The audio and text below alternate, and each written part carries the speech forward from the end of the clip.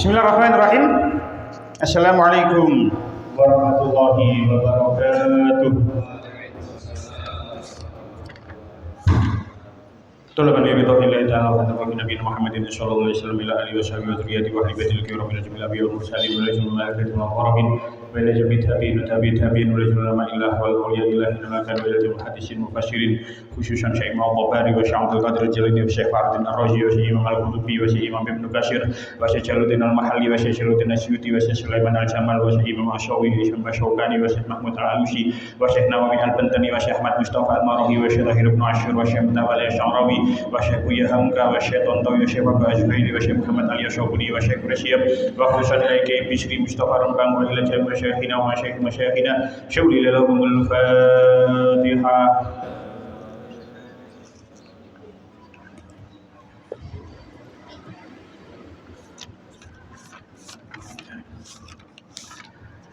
Allahumma barik lana fi Rajab wa Sya'bana wa ballighna Ramadhana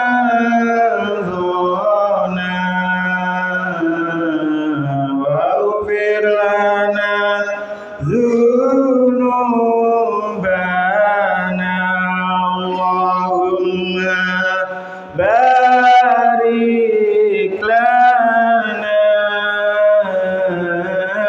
في رجب وشعبنا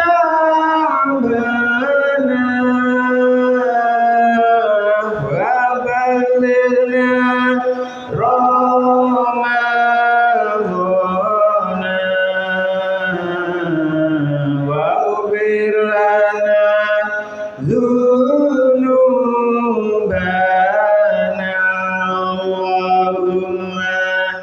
barik lana fi Rajab wa Sya'bana wa ballighna Ramadhana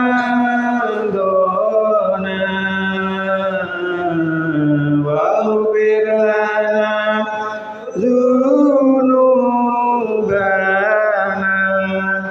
lana panggih malih samantune rong minggu mboten kepanggih. Pertama banjir, sing kedua kula ngira di mboten sketsa awak. Mboten krasa masih rejep maneh. Ya Allah cepet rejep maneh pisan. Mugi-mugi kula kali panjenengan sedaya diparingi barokah kali Gusti Allah ing dalem bulan Rejab kali bulan Syaban. Dan mugi-mugi saged kepanggih bulan Ramadan. Amin amin ya rabbal alamin.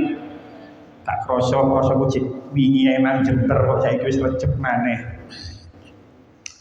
Sebagai pengingat nggih, Mbah Mun sering dawuh Mbah Mun niku lek Rejeb niku mboten nate ninggalno poso ing dalam tanggal 10 Rejeb. 10 Rejeb niki kepanggih dinten Jumat. Saniki sampun masuk dinten Kamis. Saniki pun masuk tanggal 9 Rejeb. Terus Jumat niku cara Mbah Mun niku siam keranten 10 Rejeb pun. Kita mulai. Ana sing hafal ayat pira?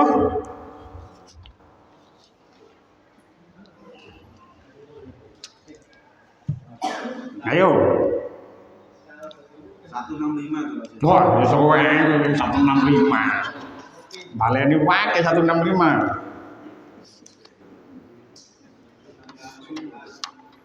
168.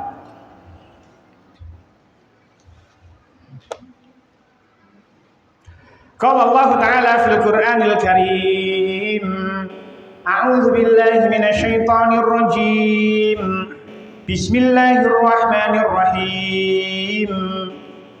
Ya ayyuhan nasu kulu mimma fil ardi halalan thayyiban wa la tattabi'u khutuwatis syaitan innahu lakum aduwwum mubin. Pun setengah ayat mawon. Ya ayyuhan nasu, he eling-eling menungso kabeh. Kulu padha mangan ta sapa sira kabeh mimma saking barang. Mungkin insyaallah kula terangaken. Kulu padha mangan ta sira kabeh mimma saking barang fil ardi kang tetep ing dalem bumi. Halalan halal. Thayyiban tur bagus. Wala tattabi'u lan ojo padha anut sapa sira kabeh khutuwati syaitani ing pira-pira langkahe setan. Innahu setuhune setan lakum marang sira kabeh iku aduun dadi satru mubinun kang pertelo. Pun. Kiwa sarai senajan sampai 129 niki. 128, 129. Ing zaman jahiliyah ana golongan-golongan kang ora gelem mangan daging unta. Alasane jarene disediakake marang pepundhene. Mulane Allah Taala nurunaken ayat kang surasane para menungsa diparengaken dening Allah Taala mangan rezekine Allah Taala kang halal-halal. Para menungsa ora diparengaken nuruti setan jalaran setan iku musuh bebuyutan. Wis sakmestine setan iku tansah perintah Allah lan perintah nglakoni dosa lan perintah ngucapaken haram tumrape perkara kang sejatine ora diharamaken dening Allah Taala. Ya ayuhan nasu, wahai manusia, kulu makanlah kamu semua mimma dari sebagian apa fil ardi yang terdapat di dalam bumi. Halalan yang halal, thayyiban dan baik. Halalan yang halal, thayyiban lagi baik. Wala tattabi'u dan janganlah kamu mengikuti kamu semua khutuwati syaiton, langkah-langkah setan. Innahu lakum aduwwum mubin, karena sesungguhnya setan itu adalah musuh yang nyata bagimu. Tanggone kitab Lubabun Nukul fi Asbabun Nuzul karangane Syekh Jalaluddin Asyuti, kitab yang membahas tentang asbabun nuzul ayat niki niku tidak diceritakan teman kitab niku. Terus ada sebuah kitab yang dikarang oleh Syekh Jalaluddin Asyuti membahas tentang asbabun nuzul ayat-ayat Al-Qur'an. Nah, tenggone meriku teng kitab Lubabun Nukul tidak dijelaskan tentang asbabun nuzul ayat niki. Tapi kula maos beberapa kitab. Kalau mau tafsir Al-Qutubi, kalau mau tentang tafsir Ibnu Katsir, kalau mau tentang tafsir Al-Munir karangan Syekh Wahbah Az-Zuhaili, niku diterangkan ada asbabun nuzul ayat niki. Bahkan tenggone kitab tafsir sing jenenge Ruhul Ma'ani karangan Syekh Sayyid Mahmud Al-Alusi Al-Baghdadi, itu riwayatnya bahkan ada 3. Dan beberapa kitab niku hanya ada 1, hanya ada 2. Teng kitab Ruhul Ma'ani karangan Syekh Mahmud Al-Alusi niku disebutkan ada 3 riwayat tentang asbabun nuzul ayat niki. Kalau coplek saking kitab Ruhul Ma'ani karangan Syekh Mahmud Al-Alusi itu mriku dikatakan nazalat fil musyrikina allazina harramu ala anfusihim al-bahirata was-saibata wal wasilata wal hama. Kama dzakarahu Ibnu Jarir wa Ibnu Abbas radhiyallahu anhuma. Ayat niki diturunkan terhadap orang-orang musyrik, yang mana orang-orang musyrik itu mengharamkan pada dirinya sendiri berupa al-bahirah. Bahirah niku napa? Kalau waos tenggone keterangane al-bahirah niku adalah hewan yang tidak boleh diperah susunya demi berhala. Yo ono lah orang-orang sing punya kepercayaan kata niku, ono hewan niku sing gak oleh diperas susunya demi berhala, niku namanya al-bahirah. Ana sing jenenge as-saibah. Saibah niku hewan yang dinazarkan untuk berhala. Dibiarkan bebas berkeliaran. Terus wasilah dan ham juga hewan yang punya kriteria khusus yang mereka khususkan, mereka tidak memperbolehkan untuk menyembelih hewan itu dan tidak boleh memakan daging hewan itu. Ayat ini menurut pendapat yang pertama tentang tafsir Ruhul Ma'ani ditujukan kepada orang-orang musyrik yang mengharamkan dirinya sendiri untuk memakan beberapa jenis hewan yang dikhususkan, yang mereka khususkan, maksudnya yang mereka khususkan pun. Niku pendapat yang pertama. Pendapat yang kedua, wakilah ada berpendapat ayat niki diturakan fi Abdillah bin Salam wa adradihi. Ono sahabat nggih jenenge Abdullah bin Salam. Abdullah bin Salam niku insyaallah teng juz 1 dulu sering saya ceritakan bahwa si Abdullah bin Salam niki adalah rahibnya orang Yahudi. Rahibnya orang Yahudi. Di mana orang Yahudi itu mempunyai pendeta. Otomatis sebagai seorang pendeta mereka mempunyai Abdullah bin Salam niki mempunyai jamaah. Lah Abdullah bin Salam karo jamaahnya niki ketika dia sudah masuk Islam, haitsu harramu ala anfusihim lahmal ibili lamma kana haraman fi dinil Yahudi. Sakmantune Abdullah bin Salam beserta para sahabat yang mlebet Islam, Abdullah bin Salam beserta sahabatnya niku mengharamkan terhadap dirinya sendiri memakan daging unta, yang mana pada saat itu diceritakan daging unta itu diharamkan untuk orang Yahudi. Soalnya biyen Yahudi daging unta itu gak oleh dipangan. Lajeng dia masuk Islam, wis mlebet Islam, dia mengharamkan sesuatu yang semestinya halal. Mengharamkan kepada dirinya sendiri daging unta, yang mana daging unta itu di dalam syarat Islam itu halal. Tapi ketika dia masih Yahudi, Abdullah bin Salam dan sahabat dan pengikut-pengikutnya niku boten makan daging unta. Akhirnya dia mengharamkan daging unta terhadap dirinya sendiri. Lalu ayat ini turun. Riwayat yang kedua. Riwayat yang ketiga, wakila fi qaumin min Saqifin wa Bani Amir bin Sa'sa'ah wa Khuza'ah wa Bani Mujlid. Ada 4 suku tenggone Madinah. Suku saking suku Saqif, suku Bani Amir, suku Khuza'ah sampai suku Mudlij, Bani Mudlij. Mereka itu 4 suku niku sing berada di Madinah, haitsu harramu at-tamra wal aqita ala anfusihim. Mereka itu mengharamkan kurma dan keju terhadap dirinya sendiri. Jadi gak gelem mangan kurma, gak gelem mangan keju. Mereka mengatakan itu haram, mengharamkan terhadap dirinya sendiri. Lalu ayat niki turun terhadap mereka. Jadi ada 3 riwayat dengan kitab Ruhul Ma'ani karangan Syekh Muhammad Al-Alusi Al-Baghdadi yang mana menceritakan tentang asbabun nuzul ayat 1-8 niki. Walaupun ayat niki mempunyai asbabun nuzulnya, yaitu kekhususan di dalam asbabun nuzul ayat niki, wakilan Abdullah bin Salam, wakilan nanggone orang-orang musyrik, wakilan nanggone suku-suku nanggone beberapa suku nanggone Madinah.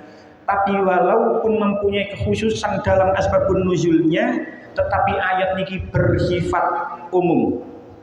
Tidak hanya khusus kepada orang-orang yang di asbabun nuzul ini tidak, tapi bersifat umum. Karena kenapa? Redaksi nanggone ayat niki Gusti Allah dawuh ya ayyuhan nas duduk ya ayyuhalladzina amanu. Jadi redaksi ayatnya itu ya ayyuhan nas, wahai sekalian manusia, wahai seluruh manusia. Tidak ditujukan kepada khusus orang mukmin saja, mboten. Tidak hanya ditujukan kepada orang mukmin saja. Wong mukmin ya katut nanggone ayat niki, wong kafir ya katut nanggone ayat niki. Jadi redaksinya bersifat umum karena redaksi sifatnya adalah ya ayyuhan nas. Mula bubiyen nggih, kalau tasih inget anyar-anyaran bahas Al-Baqarah nggih wis 3 tahun setengah yang lalu ngaji nang kene pun kula hitung wis 3 tahun setengah ini. 3 tahun setengah, yang 3,5 tahun yang lalu kula nanti matur bahwasanya salah satu ciri surah Madaniyah niku ya ayyuhalladzina amanu, surah Makkiyah itu ya ayyuhan nas, tapi itu tidak bisa dijadikan patokan. Sebab walaupun surah Al-Baqarah niki napa? Al-Baqarah ini termasuk surah Madaniyah, Tapi nanggone ayat 168 niki Gusti Allah dawuh ya ayyuhan nas. Redaksi ayat ini bersifat umum untuk semua manusia. Maka dari niku ayat ini menunjukkan bahwasanya bumi ini itu disiapkan memang untuk manusia. Bumi dan beserta isinya ini memang disiapkan oleh Allah damel menungso. Makanya singen tenggone ayat 22 Gusti Allah dawuh allazi ja'ala lakumul arda firasyan was samaa'a binaa. Dialah yang menjadikan bumi sebagai hamparan bagimu dan langit sebagai atap. Jadi bumi ini memang dipersiapkan untuk manusia. Lah, napa perintah Gusti Allah tenggone ayat niki yang ditujukan kepada seluruh manusia? Perintahnya adalah kulu mimma fil ardi halalan thayyiba. Kulu, makanlah kamu semua. Mimma fil ardi, sebagian dari apa yang ada di dalam bumi. Halalan sing halal, thayyiban dan bagus. Sadereng kula terangaken secara detail. Kula ingin membahas tentang lafaz kulu rumiyin. Kulu bermakna makanlah. Perintah makan itu lebih banyak daripada perintah puasa. Kalau baleni mana? Lafaz kulu nanggone Al-Qur'an, lafaz kulu nanggone Al-Qur'an itu lebih banyak daripada lafaz siang. Kula nggak ada kitab jenenge Al-Mu'jam Al-Mufahros li Al-Fadhil Qur'anil Karim. Karangane Syekh Muhammad Fuad Abdul Baqi. Kitab Al-Mu'jamul Mufahros niku, Mufahros niku kitab yang menerangkan tentang ayat-ayat Al-Qur'an. Jadi lek saged kula critakno, misale lafaz kulu niku disebutaken kali Syekh Muhammad Fuad Abdul Baqi ini mang nanggone surah iki ayat iki, nang surah iki ayat niki, surah iki ayat iki. Niku kula hitung nanggone kitab niku wau, Al-Mu'jamul Mufahros niku wau. Kula hitung lafaz kulu nanggone Al-Qur'an iku jumlahnya ada 27. Lafaz kulu nanggone Al-Qur'an itu jumlahnya ada 27. Kulu tok niku, kulu washrabu. Mriki kulu mimma fil ardi ada 27 lafaz kulu tenggone Al-Qur'an. Sementara lafaz siam tenggone Al-Qur'an itu hanya ada 7 ayat. Hanya ada 7 pengulangan lafaz siam tenggone Al-Qur'an. Sementara kulu ono 17. Kulu tok niku durung tak kulun, dorong akala niku hanya kulu saja. Kulu mawon niku tenggone Al-Qur'an ono 17, sementara siam ada 7. Siam niku lek diperluas maneh ono siaman, ono sauman, ono asumu, ono falyasumbu. Niku lek di total lafaz yang berhubungan dengan lafaz siam tenggone Al-Qur'an niku hanya ada 13 kali. Sementara kulu mawon niku jumlahe ono 17. Jadi jangan remehkan makan. Makan itu juga perintah Allah. Poso ya perintah Gusti Allah, mangan ya perintah Gusti Allah. Tapi mangan sing ya apa? Mungkin dibahas dan kelanjutannya. Jadi nanggone lafaz Al-Qur'an lafaz kulu itu diulang sebanyak 27 kali, sementara lafaz yang berhubungan dengan siam, sauman dan lain sebagainya itu hanya ada 13 kali. Jadi perintah makan itu lebih banyak tenggone Al-Qur'an daripada perintah puasa. Kulu mimma. Kalau preteli maneh, kalau preteli kata per kata, huruf per huruf, mimma niku saking huruf mim dan ma. Men bayangno lafaz mimma. Mimma itu dari huruf min dan ma. Karena idgham ya akhirnya langsung jadi mimma. Jadi lek dipreteli mimma iku min karuma. Lah min niki gawe wong sing tau ngaji nahwu.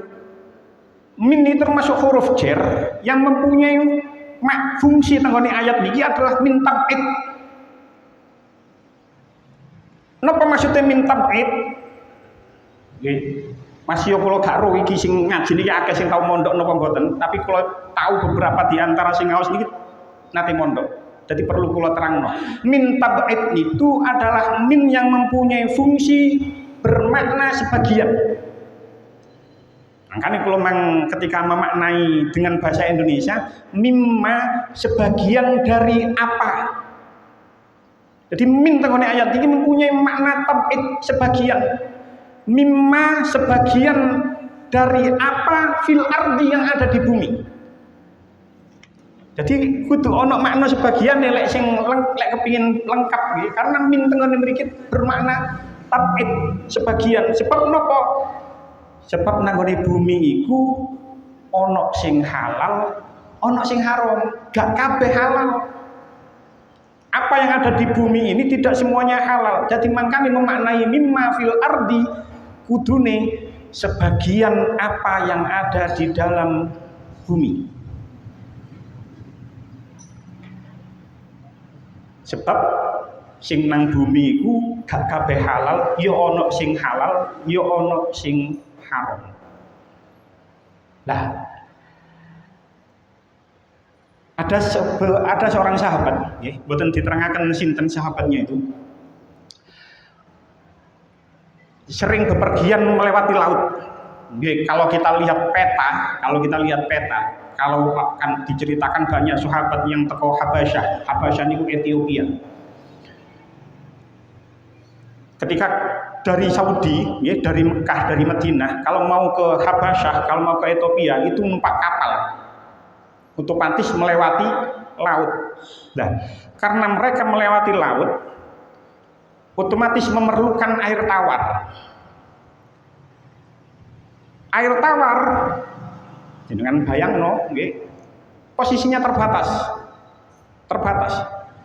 Biyen nggih gak kaya saiki. Akeh wong dodol banyu putih ngoten mboten. Air putih itu terbatas. Sehingga nggawa air putih terus akhirnya tanglet marang Kanjeng Nabi, kula niki sering bepergian melewati laut. Ya napa lek kula wudu lek mboten ndamel air sing kula beto, air tawar niku mah. Wudu ndamel laut ya napa. Terus Kanjeng Nabi jawab, huwa at-tahuru ma'uhu. Huwa air laut itu at-tahuru ma'uhu, air yang suci. Kamu bisa berwudu menggunakan air laut. Oleh wudu gawe air laut. Al-hillu maitatuhu, dan halal bangkainya. Bangkai hewan laut itu halal. Napa mawon hewan laut apa saja? Iwak, kabeh iwak sing nanggone laut niku umpama mati tetep halal. Airnya suci, bangkai hewan laut itu halal dimakan. Itu artinya nopo? Ada sebagian yang ada nanggone bumi itu halal. Bahkan nanggone laut itu kabeh hewan laut itu statusnya halal. Tapi gak kabeh halal, ono sebagian nanggone bumi ku sing haram. Contoh empuk nanggone ayat 173 ono babi. Itu haram. Ono bangkai, bukan bangkai hewan laut, itu haram. Darah haram. Nek dilalar maneh ado-ado sing boten teneng ayat Al-Qur'an, asu haram. Ula haram. Banyak hewan-hewan yang haram. Artinya nanggone bumi iki ono sing halal dimakan, ono sing haram dimakan. Lanjutane ayat, kulu mimma fil ardi halalan thayyiba. Halal nggih. Tenggone tafsir Al-Qurtubi dikatakan tentang tafsir Al-Qurtubi dikatakan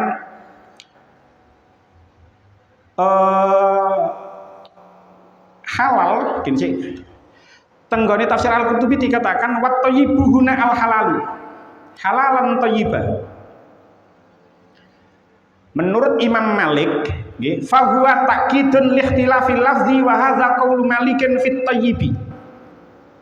Menurut Imam Malik, halalan thayyibah. Thayyib nenggone ayat niki ya manane halal. Jadi menurut Imam Malik, thayyib tenggone ayat niki adalah fungsinya untuk mentaukiti lafaz halal. Jadi thayyib niku yo halal. Itu pendapat Imam Malik. Wa qala Asy-Syafi'i, menurut Imam Syafi'i, at-thayyibu al-mustaladzu. Fa huwa tanwi'un wa lidzalika yumna'u aktul hayawani al-qadhiri. Menurut Imam Syafi'i, thayyib itu adalah sesuatu yang lezat.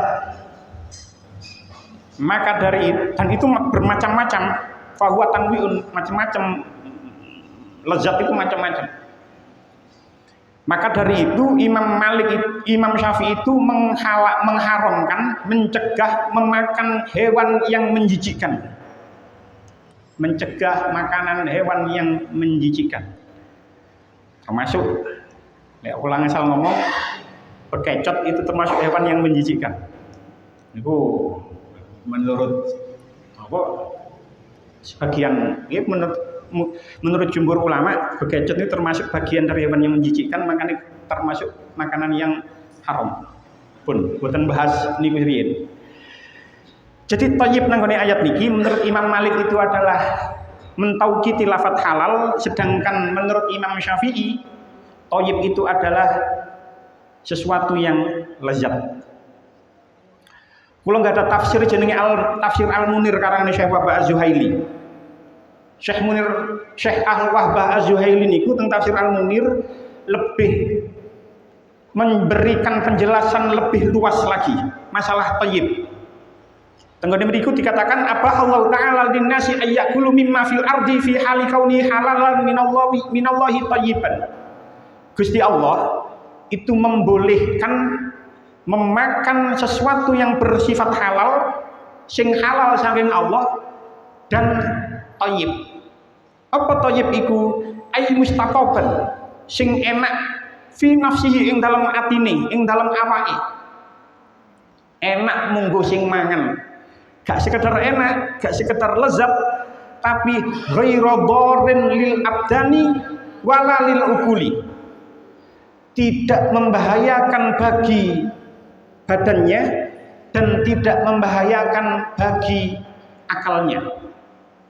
Walidzalika yumna'u akul hayawani al-qadhiri. Sami dengan pendapat Imam Syafi'i, maka dari itu ulama mencegah, mengharamkan memakan hewan yang menjijikkan. Jadi thayyib nang tafsir Al-Munir keterangannya lebih luas lagi. Selain sesuatu yang enak, sesuatu yang enak itu tidak membahayakan badan dan tidak membahayakan akal pun. Jadi tenggone lafaz niki dikatakan, tenggone ayat niki dikatakan kulu mimma fil ardi halalan thayyibah. Makanlah kamu semua dari sebagian apa yang ada di bumi yang halal, yang thayyib. Definisinya seperti itu tadi. Lah, halal niku yang nopo? Halal niku nggih ya sing gak haram, sing tidak nopo, sing oleh dipangan, yang boleh kita makan, kita mendapatkan kemubahan, kehalalan dari Allah memakan itu. Niku sing halal. Lah, makanan halal teng tafsir Al-Marahi niku dikatakan makanan halal niku terbagi menjadi dua. Ono sing bizati secara zatnya, ono sing bi'aridihi secara bukan zatnya, secara sifatnya, caranya. Lo terang nomane halal itu terbagi menjadi dua. Ono zat, ono ghairu zat, macam lawan cai gampang. Arit lek tenggone tafsir Al-Marahi. Ono materi, ono non materi. Sing materi nggih gampang. Sing halal niku napa? Sing sapi. Sing haram napa? Babi. Jadi makanan yang haram nggih padha ana loro. Ana sing secara napa? Zat, ana ghairu zat. Ana sing secara zat, ana ghairu zat. Sing secara zat napa sing haram niku? Babi, bangkai, darah. Mungkin insyaallah kita bahas tentang ayat 173. Ana sing secara ghairu zat. Non materi. Secara zat halal, tapi karena mendapatkannya dari sesuatu yang haram, maka sifatnya makanan itu menjadi makanan haram. Mungkin insya Allah kalau terang kemana? Mungkin sih. Nah, makanan halal niku nggih sing bukan termasuk kedua hal niku mang, gak sing termasuk haram zatnya, gak sing termasuk haram ghairu zatnya. Jadi makanan halal itu adalah makanan yang halal secara tidak haram secara materinya dan tidak haram secara non materinya. Lek secara zati itu gampang. Makanan yang halal yang secara zatnya itu gampang. Sate kambing halal, sate ayam halal, sego goreng halal, bebek halal, napa mawon halal. Lek ditarik lebih luas lagi dengan spektrum yang lebih luas, kalau secara produk besar, barang-barang yang diproduksi secara massal, secara besar, niku mereka banyak menggunakan produk dengan mendapatkan sertifikat halal. Bien, cara bien, sertifikasi halal makanan halal itu bisa diperoleh lewat MUI. Tapi sejak Maret tahun 2022 sertifikasi makanan halal itu sudah tidak lagi diproduk oleh MUI, tapi yang berhak mengeluarkan sertifikat halal itu mulai Maret 2022 niku adalah Kementerian Agama, yang mana yang mengeluarkan itu adalah eselonnya, bawaan Kementerian Agama mempunyai badan bernama BPJPH, Badan Penyelenggara Jaminan Produk Halal. Ketua saiki Haikal Hasan, Babe Haikal, wis pendukungnya Prabowo ketbiyen niku soalé. Wis oleh jatah lah gampangane. Niku ketbiyen ndukung Prabowo total soalé niku wong niku. Sekarang dia, Babe Haikal itu menjabat sebagai Ketua Badan Penyelenggara Jaminan Produk Halal. Makanya, biar lek jenengan eling, sertifikat halal itu sekarang nanggone makanan-makanan produk yang massal itu sekarang kan berubah. Saiki halal wis gambare koyo wayang, warnane ungu. Lek biyen niku warnane ijo. Biyen warnane ijo, bunder. Sakniki mboten koyo wayang tulisannya halal, warnane ungu. Mendapatkan banyak protes ketika meluncurkan gambar sertifikat halal itu. Ketika 2022 niku, ketika Menteri Agamanya masih Gus Yakut, menengan eling. Lah, sajane lek cara fikih nggih, kalau secara fikih sertifikat halal itu tidak perlu kalau di negara yang mayoritas Islam. Kalau balik ini mana? Secara fikih itu sebenarnya sertifikat halal itu tidak diperlukan kalau kita berada di negara yang mayoritas Muslim. Sertifikat halal itu baru diperlukan ketika berada di wilayah negara yang mana negara itu mayoritas non-Muslim. Baru itu sertifikat itu sebenarnya perlu. Tapi lek nanggone negara sing mayoritas Islam sebenarnya tidak perlu menggunakan sertifikat halal. Seperti mayoritas Islam, wis betapa repotnya kalau semua harus mendapatkan sertifikat dari Kementerian Agama. Cuman sing berbadan-badan besar saja, nopo maneh setiap membuat sertifikat halal itu ya mesti bayar, dan nilainya tidak sedikit. Jadi kalau kita berada di negara yang mayoritas Islam, sebenarnya tidak diperlukan sertifikat halal, tapi untuk melindungi konsumen, yang mana konsumen ini kebanyakan adalah warga negaranya itu mayoritas Islam, maka pemerintah memerlukan sertifikasi halal yang mana dikelola oleh Kementerian Agama. Walaupun saat ini kita tidak bisa membanggakan diri lagi, sebab negara Indonesia sudah bukan lagi menjadi negara penduduk mayoritas Islam terbesar di dunia. Bukan Indonesia lagi. Tercatat sejak bulan kalau catat bulan ini. Sejak bulan Juni 2024, Indonesia bukan lagi menjadi negara muslim terbesar di dunia. Jadi lek ono sing ngomong kita itu adalah negara mayoritas Islam, negara muslim terbesar di dunia. Lek ono sing ngomong ngono saiki, wong iku kurang literasinya, kurang mocoi. Sebab sekarang yang menjadi negara mayoritas Islam terbesar di dunia bukan Indonesia lagi. Ono sing rusawo Pakistan sekarang ini, negara yang mayoritas Islam terbesar di dunia itu adalah sekarang itu sejak Juni 2024 itu Pakistan, bukan Indonesia lagi. Jadi gak iso membanggakan diri lagi sebagai negara terbesar Islam di dunia, gak iso maneh. Sebab yang menjadi negara terbesar Islam di dunia saat ini negara Pakistan.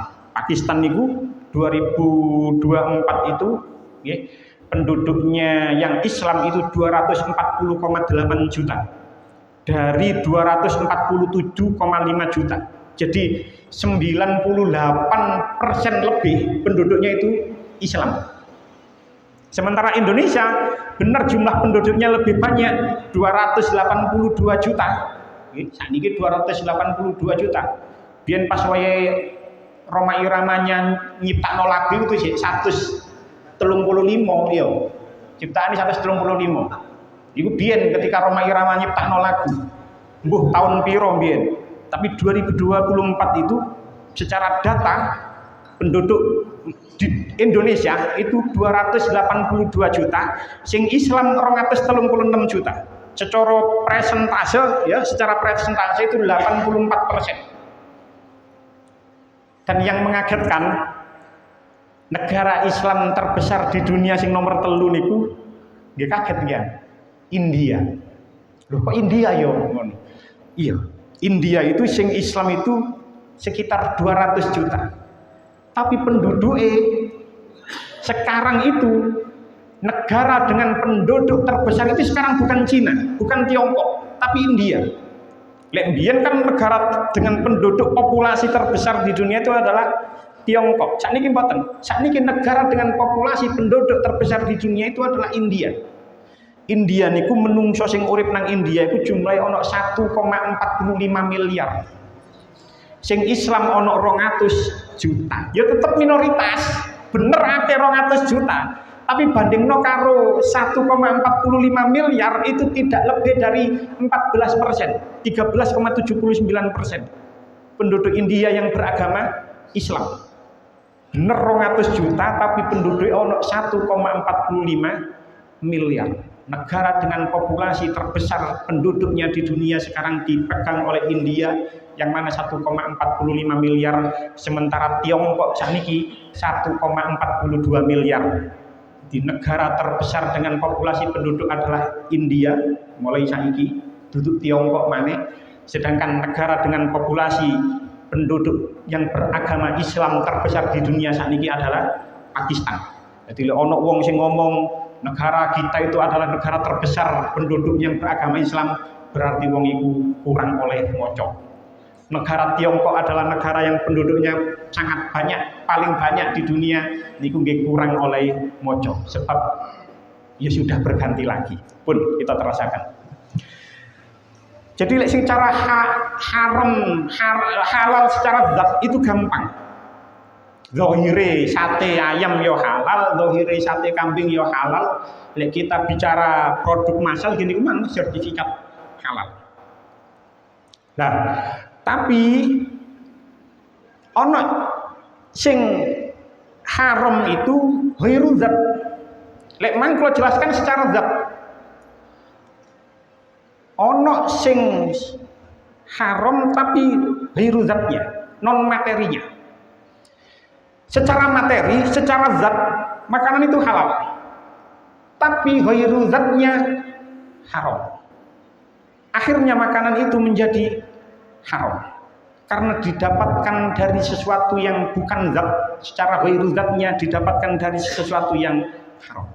Misal biyen zaman kula cek enom, mbok saiki cek usum kok enggak. Biyen niku lek kape tahun baru. Iki kan wis mari tahun baru nih. Biyen niku lek kape tahun baru, kok ana wong duwe pitik, lek kape tahun baru ku pitike ku ana sing kalong. Ayo yo kok enggak. Ana sing kalong, ana sing duwe pitik ngono nggih. Lek ana kape tahun baruan, pitike lho kalong, ana duwe pitik 20 kape tahun baru, malam tahun baru menit 1 Januari didelok lho pitikku mari ana 20 kok sik karek 18 ilang loro. Cepet ana sing nyolong digawe tahun baruan. Biyen niku usum kaya ngono. Mbok saiki diusum mbok mboten karo, tapi biyen niku usum. Biyen niku usum. Saiki wong ya gak sepiro duwe pitik dadi yo karo, tapi kira-kira jek ono kira-kira. Kira-kira jek ono. Pitik sing dicolong pas wae tahun baru, misalnya mawon jek ono bahas sesuatu yang ada. Lek biyen enten biyen. Pitik sing dicolong ketika tahun baru dibeleh secara syar'i, sing beleh Islam, bahkan nyebut bismillah sekalipun misalnya. Tapi karena mendapatkannya dari sesuatu yang haram yaitu nyolong, maka pitik niku senajan dibeleh secara syar'i, senajan sing beleh Islam, senajan sing beleh maca bismillah, tapi karena didapat dari sesuatu hal yang haram yaitu mencuri, maka hukumnya tetap haram. Zatnya halal, ayamnya halal, dibeleh secara halal, tapi mendapatkannya dari sesuatu yang haram, maka itu statusnya tetap haram. Gak hanya mencuri, dijelasno nang ngene dilebarno maneh keterangane, misale riba, uang hasil riba dipakai buat makan terus makanan halal, tapi karena hasil dari riba maka nanti itu adalah haram. Misalnya korupsi anggaran, markup anggaran. Misalnya mestine anggaran niki mestine 70 juta tapi di-up jadi 100 juta. Maka digawe itu makanan, maka makanan itu adalah menjadi haram. Karena secara ghairu zat makanan itu didapatkan dari sesuatu yang haram, walaupun secara zatnya itu adalah halal.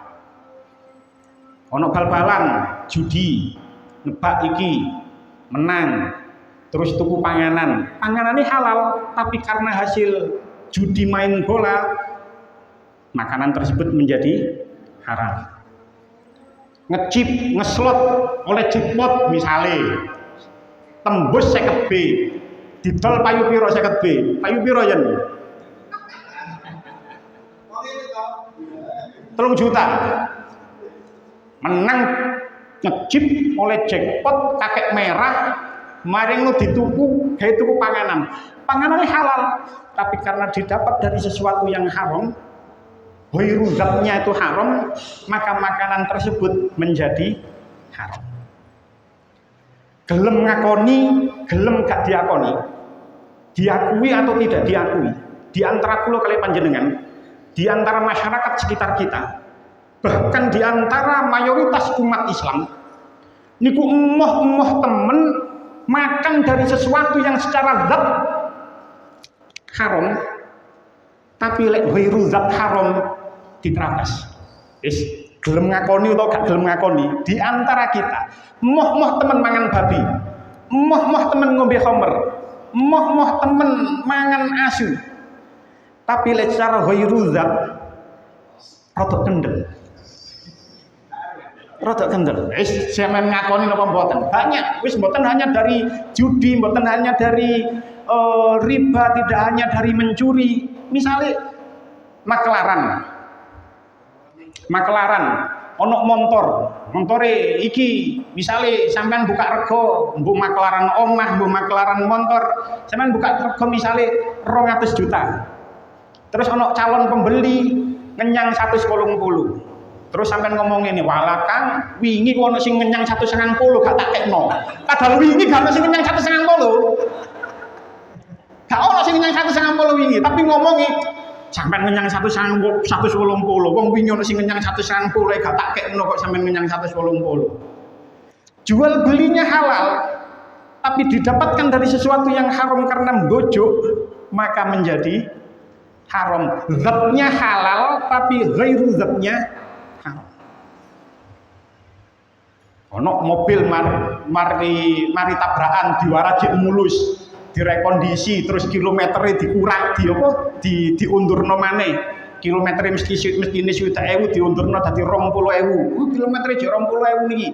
Padahal sini 20.000 karena diundurno dadi 20.000. Niki KM-nya masih rendah iki, gak tahu tabrakan. Padahal dhek ngerti lek dhek mobil wis mari tabrakan, mobil wis dimundurno kilometernya. Jual belinya halal, tapi ghairu zatnya didapatkan dari sesuatu yang haram, maka hasilnya adalah haram. Yes, dilalar dewi, yang markup dana, judi dan lain sebagainya. Jadi di antara kula kali panjenengan, diakui atau tidak, moh temen mangan barang sing secara zat haram, tapi lek ghairu zat haram, rodok kendel, rodok wani nerapas, bejuk titik, terapas saya guys. Nah, itu masih bahas masalah halal tok iki jan. Bahas masalah halal tok iki. Durung thayyib niki. Pun. Thayyib.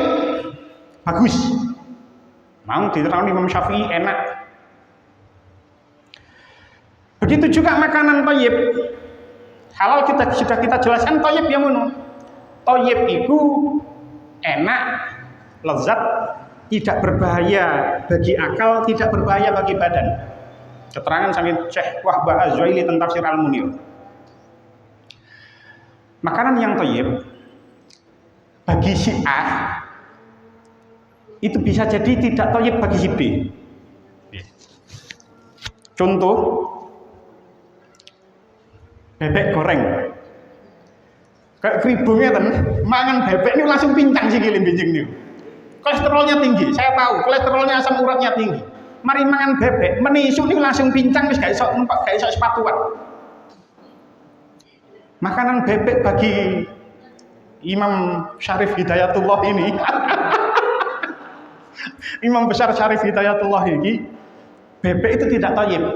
Tapi bagi kula, sing tidak punya asam urat, tidak punya kolesterol, bebek itu thayyib. Tapi bagi beliau, Imam Syarif Hidayatullah, bebek itu tidak thayyib sama sekali. Jadi makanan sing thayyib bagi si A itu bisa jadi tidak thayyib bagi yang lain. Ngombe sing legi niku enak apa maneh ketika musim panas kaya wingi. Dan ini bisa rada adem, sering udan bahkan banjir. Tapi ketika musim panas, ngombe sing legi, es campur, es tebu, es teh ya pokoknya legi, iku enak. Thayyib. Tapi gawe wong sing duwe penyakit diabetes itu tidak thayyib. Diabetes langsung dukur ngoten mawon. Apalagi nggih gak apa-apa kalau iku meminum minuman seperti ini, nggih. Minum minuman kemasan seperti ini, niku gulanya niki mboten sepiro niku, niki 14 gram. Beberapa minuman itu gulanya itu di atas 20 gram. Niku sangat tinggi sekali. Makanya orang sing sering minum minuman kemasan kayak ngeten, ketika dia dites dengan tes GDS, gula darah sewaktu niku lek jenengan ngetes sing dicubles drijine tok, itu seseorang yang sudah sering minum minuman kemasan, makan makanan instan, itu tidak terdeteksi. Jadi gawe GDS gula darah sewaktu dites drijine tok dijogok ngeten tok nang nggone apotik ngoten niku, nggih. Niku normal, tapi barang di lab nanggone laboratorium, diambil darahnya, dicek nang laboratorium, memerlukan waktu 6 sampai 8 jam baru keponangan. karena dia sering minum minuman yang menggunakan pemanis buatan. Kadar gulanya tinggi ngeten iki. Termasuk kopi-kopi sing instan-instan itu. Kadar gulanya tinggi. Jadi gawe sing punya diabetes ngombe-ngombe kemasan itu tidak thayyib. Ngombe-ngombe segala sesuatu sing instan itu tidak thayyib. Makanya kula lek gawe kopi iku wis gak atik gula. Dan iki wis mulai digawe oleh kopi kula gak atik gula. Pun sate kambing. Sate kambing ini sering dijadikan kambing hitam. Ono wong mangan sate kambing terus darahe tinggi. Niku adalah sesuatu yang menyesatkan. Niki sing ngomong duduk kula lho nggih, dokter lho, sing ngomong itu dokter. Sing ngomong itu dokter. Dokter Zaidul Akbar yang ngomong seperti itu, Dokter Tirta yang ngomong seperti itu. Kambing itu adalah daging yang disukai oleh Rasulullah Muhammad SAW. Kanjeng Nabi niku remen kali daging kambing bagian paha. Kanjeng Nabi itu remen sekali dengan daging itu, daging kambing itu. Daging kambing itu bukan penyebab seseorang darah tinggi. Jadi lek ana wong mari mangan sate kambing terus rumangsa gulune iku cekot-cekot terus rumangsa ngelu, itu sebenarnya bukan karena daging kambingnya, tapi karena kecapnya. Kecap, nggih, cara ilmiah kalau kita berdasarkan jurnal ilmiah, itu kebutuhan manusia itu kecap itu minimal maksimal itu sehari itu 2 gram. Sementara kecap manis nih, niku 1 sendok itu mengandung 0,5 gram natrium. Natrium itu banyak terdapat nanggone garam. Jadi karena kecap masuk kecap manis itu mengandung garam sebesar 0,5 gram.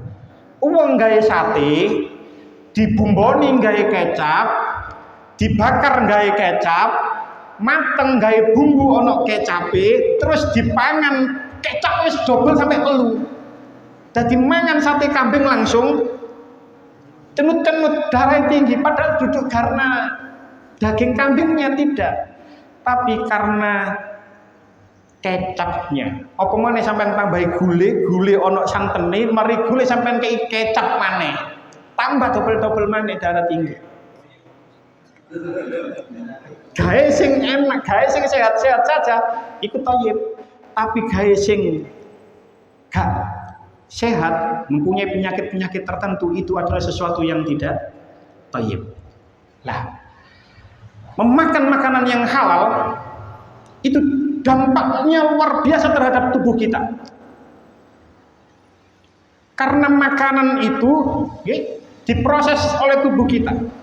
Betapa luar biasanya Allah itu menciptakan manusia dalam bentuk yang sebaik-baiknya. Makanya Gusti Allah dawuh teng surah Ad-Din ayat sekawan teng mriki Gusti Allah dawuh laqad khalaqnal insana fi ahsani taqwim. Sungguh kami benar-benar telah menciptakan manusia dalam bentuk yang sebaik-baiknya. Jadi makanan yang kita makan, kita kunyah lewat mulut, kita lewat tenggorokan, diolah oleh tubuh kita. Ono sing dadi getih, ono sing dadi daging, ono sing dadi mani, ono sing gak dadi apa-apa, akhirnya kita guak dadi tai. Tapi itu kita proses. Nah, udah awak tubuh kita itu kita proses. Ono sing dadi getih, ono sing dadi darah, ono sing dadi sperma.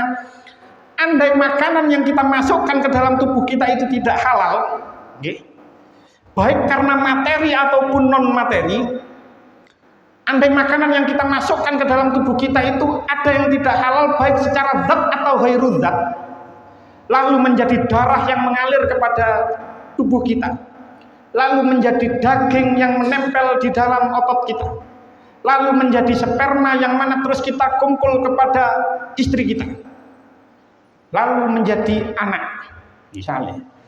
Akhirnya apa?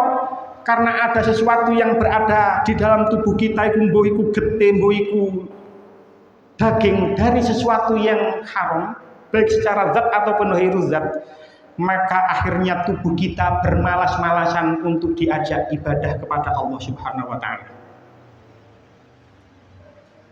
Akhirnya nopo? Doa yang kita panjatkan pun akhirnya tidak dikabulkan oleh Allah karena di dalam tubuh kita ada sesuatu yang haram, baik itu secara materi ataupun non materi. Enten hadis ketika menerangkan ayat niki, kalau mau tentang tafsir Ad-Durrul Mansur karangan Syekh Jalaluddin Asyuti, akhraja Ibnu Mardaweh an Ibnu Abbas qal tuliyat hadil ayatu inda Nabi sallallahu alaihi wasallam. Ibnu Mardaweh menceritakan dari Ibnu Abbas, ayat niki ya ayyuhan nasu kulu mimma fil ardi halalan thayyiban. Ayat niki dibaca ketika berada di samping Rasulullah. Faqama Sa'ad bin Abi Waqqas. Kemudian Sa'ad bin Abi Waqqas niku berdiri. Faqala ya Rasulullah ud'ullah ayaj'alani mustajabat da'wati. Sahabat Sa'ad bin Abi Waqqas ngadeg lalu tanglet marang Kanjeng Nabi. Kanjeng Nabi, mbok panjenengan niku ndongakno teng kula supaya kula niki dadi wong sing doane disembadani karo Gusti Allah. Mbok nggih panjenengan niku ndongakno kula, ndongakno marang Gusti Allah agar Allah itu menjadikan aku sebagai orang yang mustajab doanya. Apa jawab Nabi? Faqala ya Sa'ad atib mat'amaka. Wahai Sa'ad, perbaikilah makanmu. Api ono makanmu. Makananlah dari makan yang halal. Atib mat'amaka. Takun mustajabat da'wati. Maka kamu akan menjadi orang yang mustajab doanya. Wallazi nafsu Muhammadin biyadih.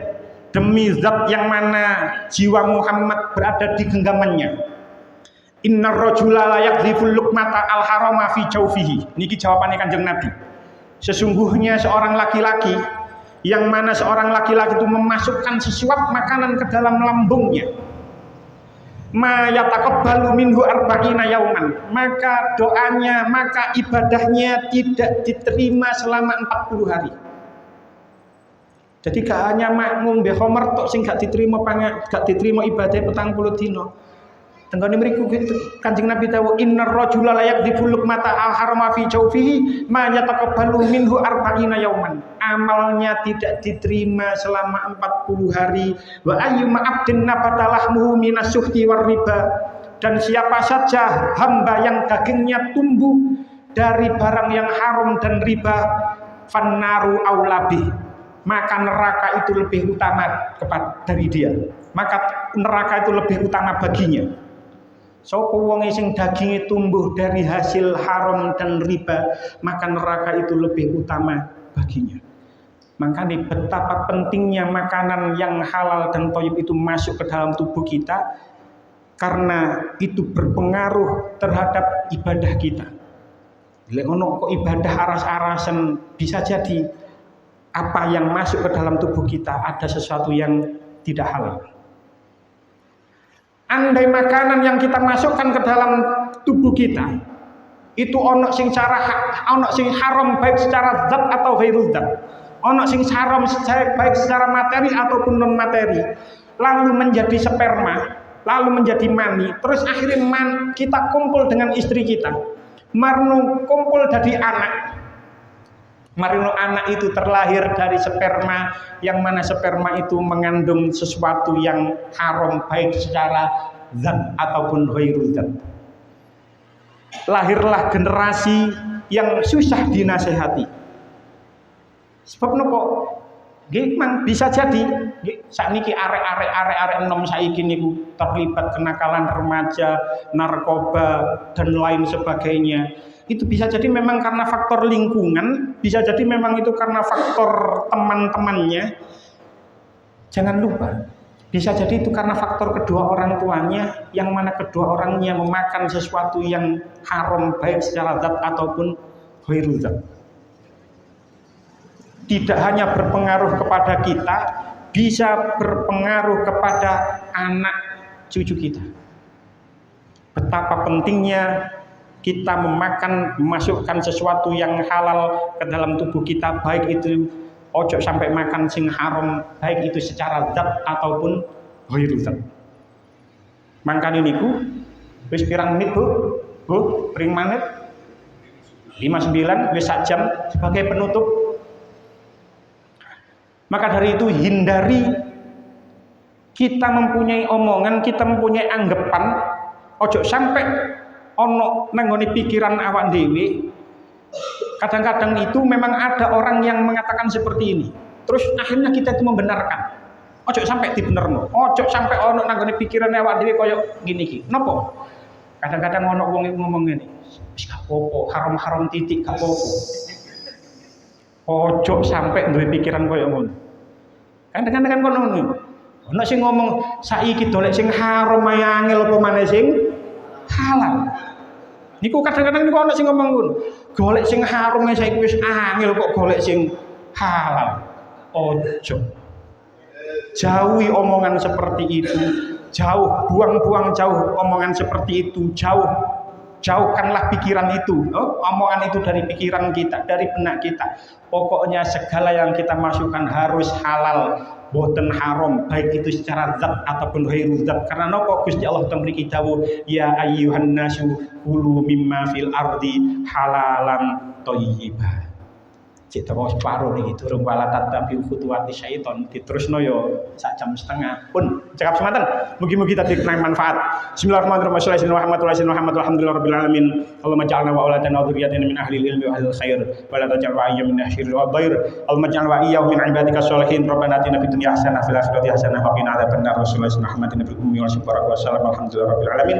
Wassalamualaikum warahmatullahi wabarakatuh.